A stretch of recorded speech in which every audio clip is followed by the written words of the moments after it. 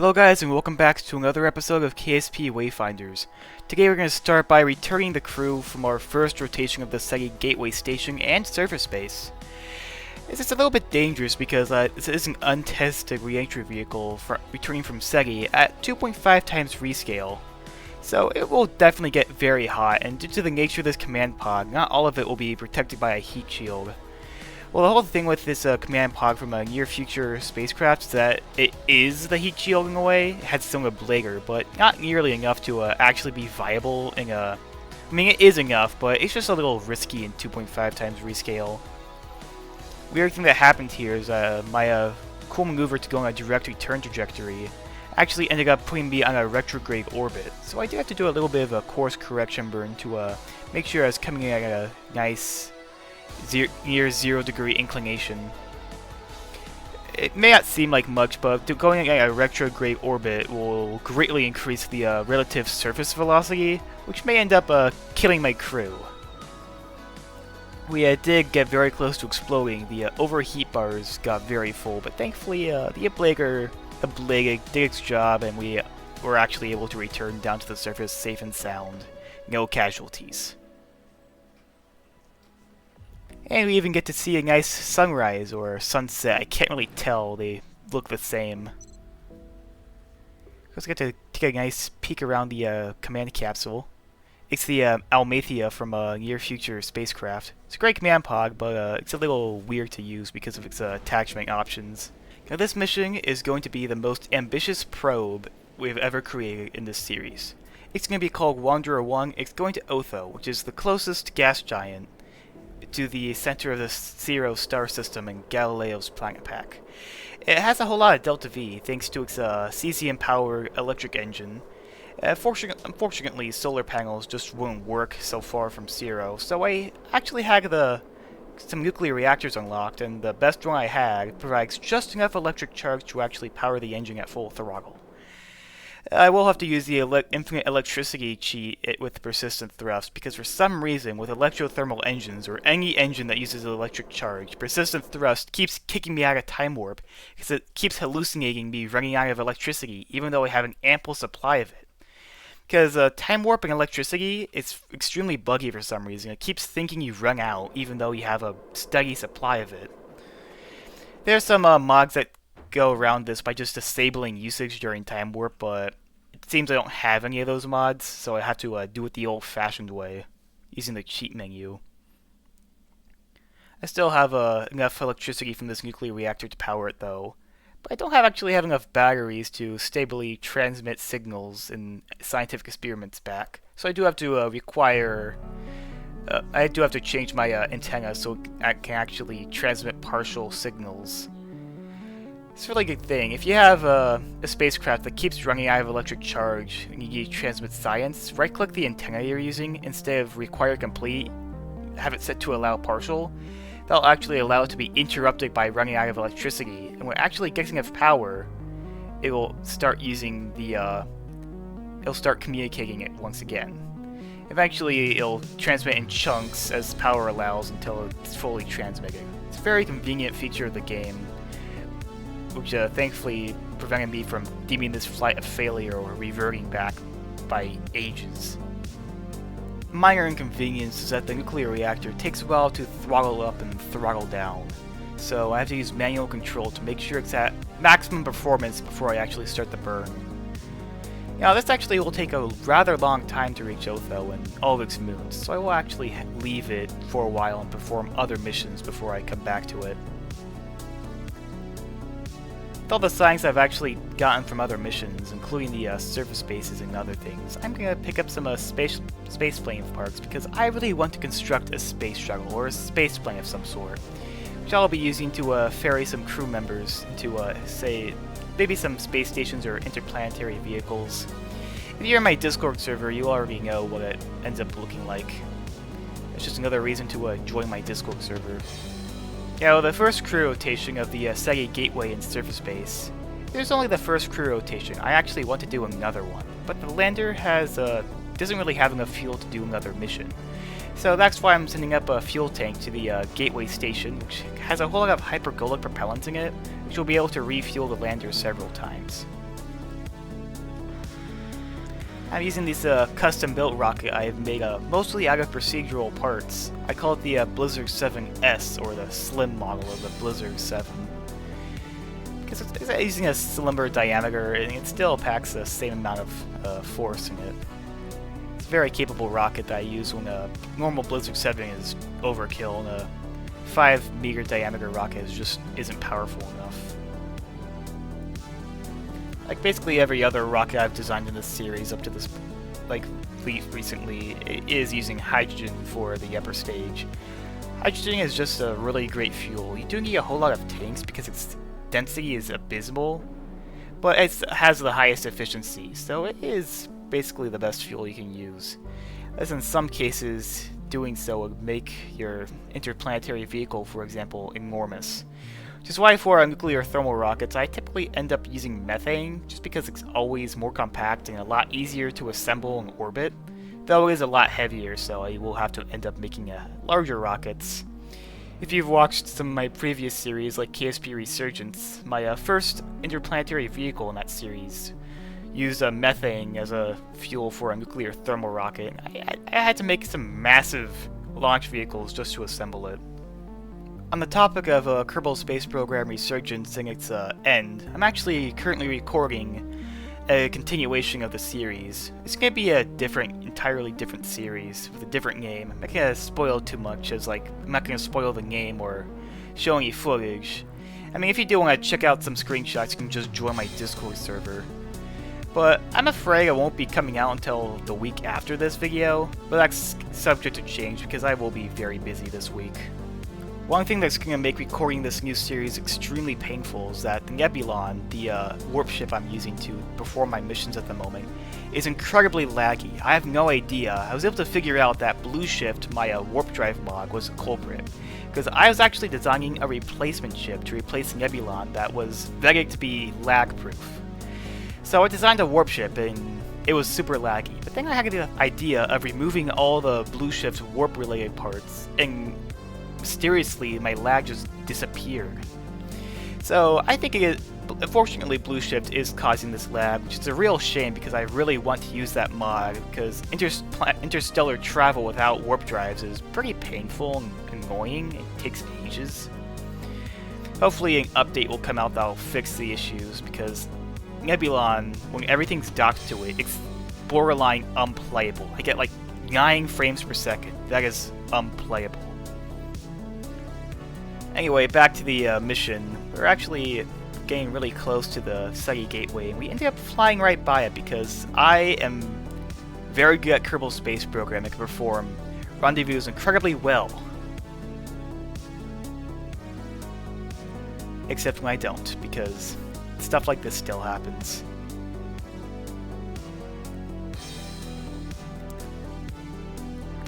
Docking itself is pretty easy. I just gotta make sure the docking ports are pointing towards each other.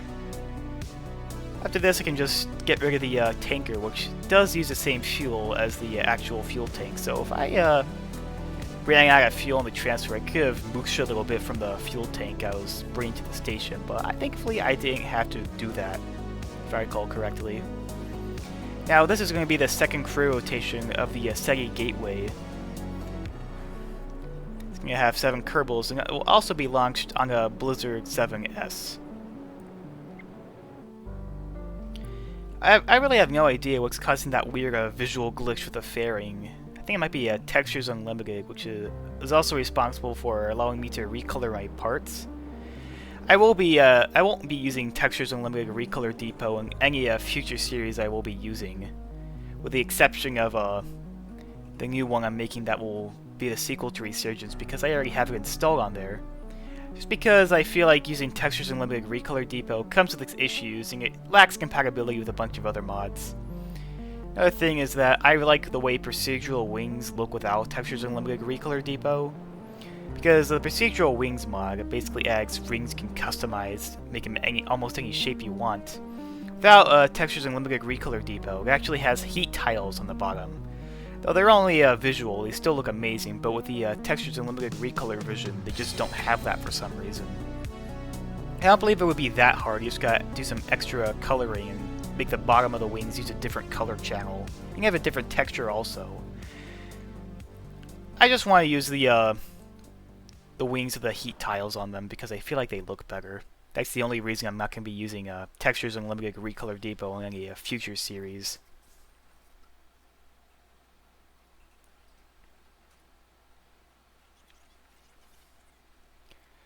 Ceti, I feel like, is always a somewhat tricky moon to getting orbit around because I feel like I can always get a maneuver that will get me there.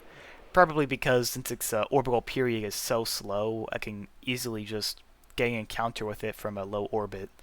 But it does have a weird inclination, so that does make getting a perfect orbit around it somewhat difficult. So you do have to do a whole lot of maneuvering to get an equatorial orbit once you arrive. Thankfully, this crew ferry has a whole lot more delta V than I actually needs. So I can perform a whole lot of maneuvers really easily. What cause for the concern?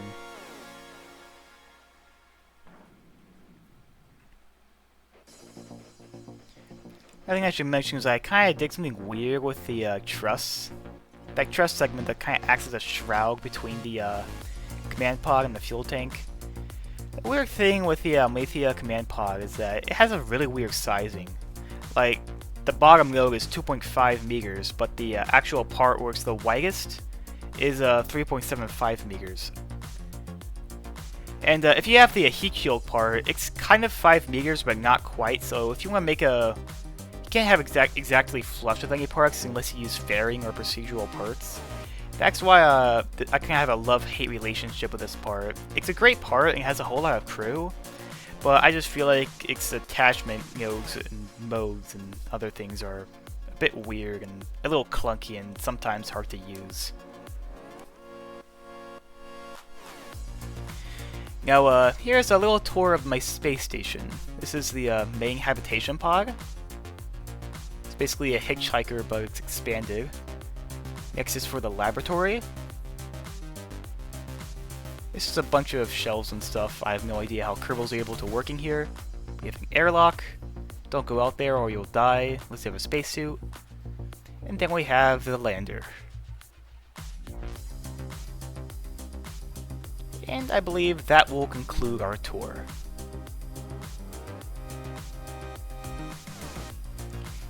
I mean, we do have the actual command pod, but I did showcase that earlier this episode. It's a little bit different because it actually wasn't in 0G docked to the station. Now it's time to selectively transfer the crew over. Gotta make sure we have 2 scientists, a pilot and an engineer on that lander. And then we're gonna send them down to the surface of Ceti to conduct some experiments on the surface. But first, I actually have to refuel the lander, and silly me forgot to install TAC fuel balancer, which means I have to use the stock fuel transfer system, which has to be one of the worst experiences possible, because that thing is just so hard to use. If you want to transfer fuel from one part to another part, you have a bunch of other parts that can contain the same fuels.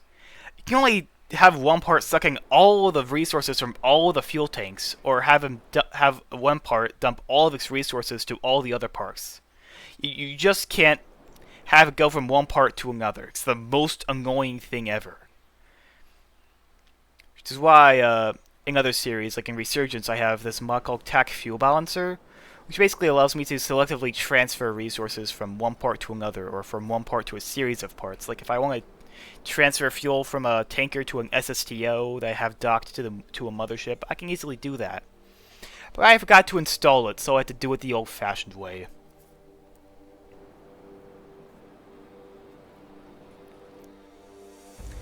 Now last time we actually had a crew at this space, we couldn't use the EVA jetpacks because I updated chemical technologies in exchange to the resources the EVA jetpacks used. Thankfully, since I launched these Kerbals without updating it, well, I launched them after I updated the mod, they are actually using the correct resources in those EVA jetpacks, so I can easily connect the station to the base and then transfer the Kerbals as if they were docked together. Now, I forgot to do this last time, but I decided to plant a flag because for some reason I didn't do it. You're always supposed to plant a flag. Another reason why I'm glad I actually got the EVA jetpacks is because for some reason the ladder at the back of the surface base is I think it's blocking me from actually using the entrance for the surface base. I mean, you could actually enter through there, but it's very hard to for some reason. Anyway, this is going to be our little care package that we're going to send over to the surface base, because right now, all the experiments that are currently on the base have already been conducted, and there's nothing really left to do with them. This mission will actually add some more experiments to the surface base. It's just a little probe with a bunch of science experiments and an EVA science kit. That's all it really is, and I'm going to actually use an engineer to attach the parts to the surface base. Either that, or I'll just run the experiments and transfer them over.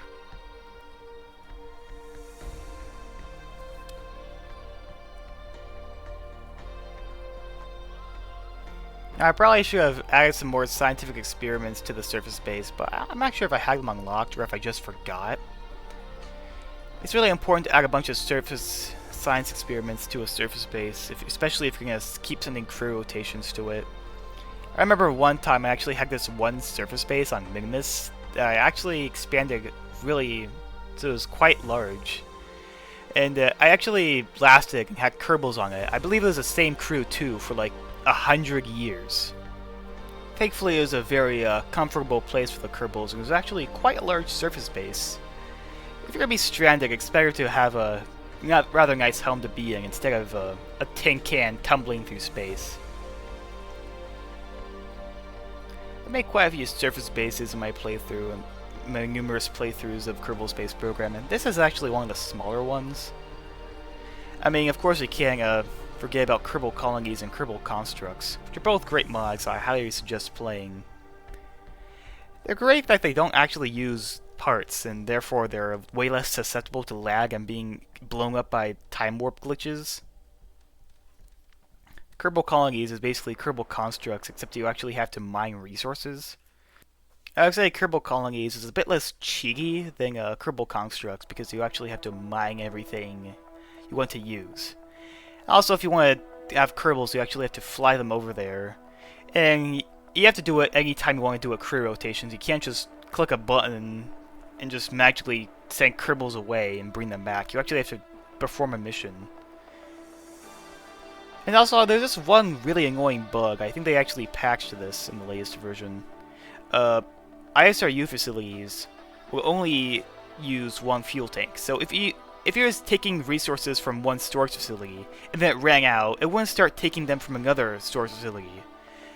Actually, I'm not sure if it only took resources from one facility or only deposited them in one facility. I think it was they only deposited in one facility.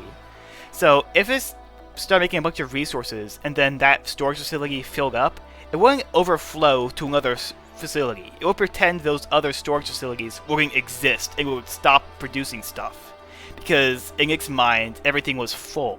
I believe they patched this if I recall correctly, because I was reading the patch notes, and apparently all storage facilities are now considered to have one inventory.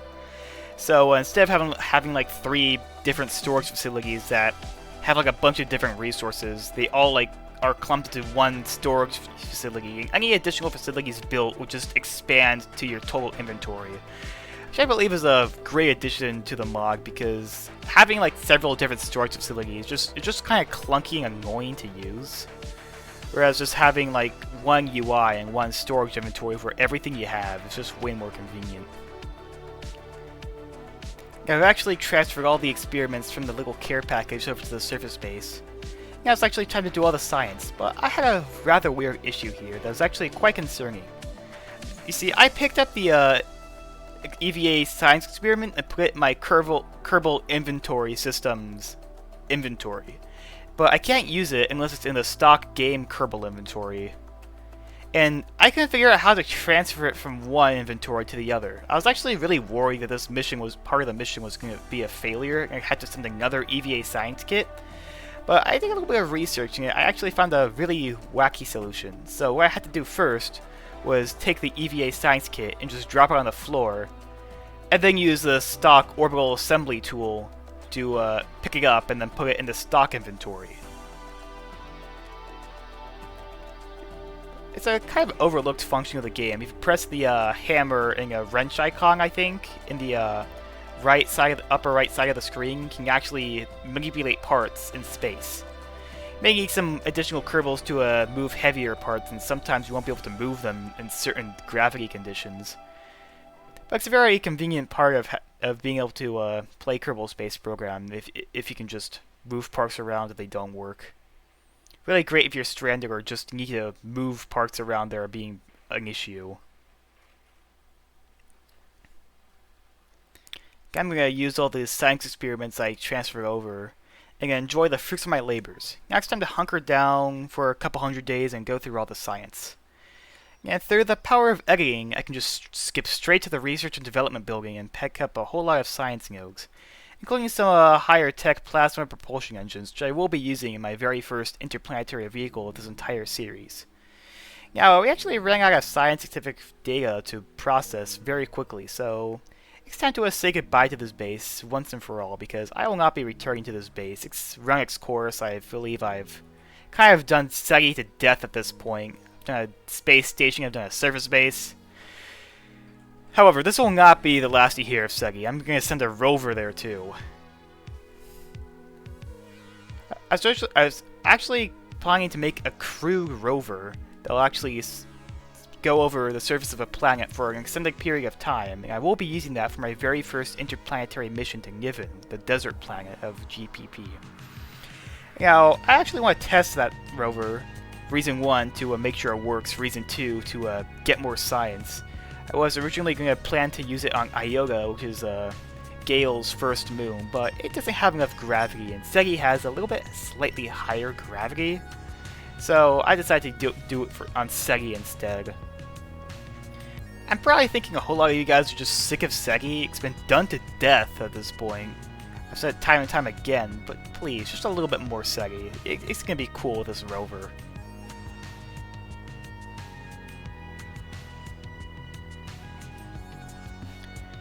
Now, it's time to reunite the crew of the service base with the crew of the space station, and send this crew on their merry way home. One thing I love about this lander is how easily maneuverable it is with all those RCS engines. Sometimes my landers struggle with rendezvousing and docking because they don't have enough RCS thrusters, but thankfully this one has plenty.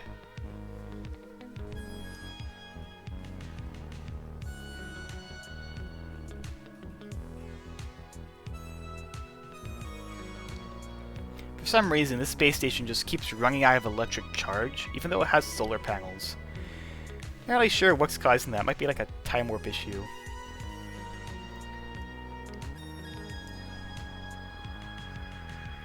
One more quick look at the space station before I decide to leave it forever. I really like what I did with the space station, this whole surface base thing. I feel like this series I'm going to try pushing the envelope of missions. Like most Kerbal Space Program missions, you just land there once, and you only actually return if you want to do like get more science. Like you do Mung Landing 1, and you do Mung Landing 2, the search for more science. And then after that you just kind of stop going because you discover biome hopping exists and complete the entire tech tree in a single Mingmus mission. Thankfully with mods like Far Future Technologies and Near Future Technologies and the Community Tech Tree, you actually have to explore the solar system. And other tech tree mods like Gradual Progression, which I am using in the save, take it up to, it makes it a lot harder to actually collect science. I mean, there are like tons of science experiments with the Blue Dog Design Bureau, which I have installed in the save file. But Gradual Progression, basically, it makes you have to start smaller. You can only have access to very small sounding rockets and very basic probe technology to the start. It's not until much later you can actually build substantial rockets. Another thing I do like about Gradual Progression is that it makes some certain tech nodes a whole lot cheaper. Like, you don't have to spend 1,000 science just to get bigger fuel tanks. But in exchange, you actually have to collect more science if you want to unlock, say, some of the higher tech stuff like nuclear saltwater or antimatter, which are now actually in separate tech nodes. After that yapping, we're actually going to come down and land this crew nice and safely. But unfortunately, that will be the end of this episode. I hope you guys enjoyed watching it, and I'll see you all in the next one.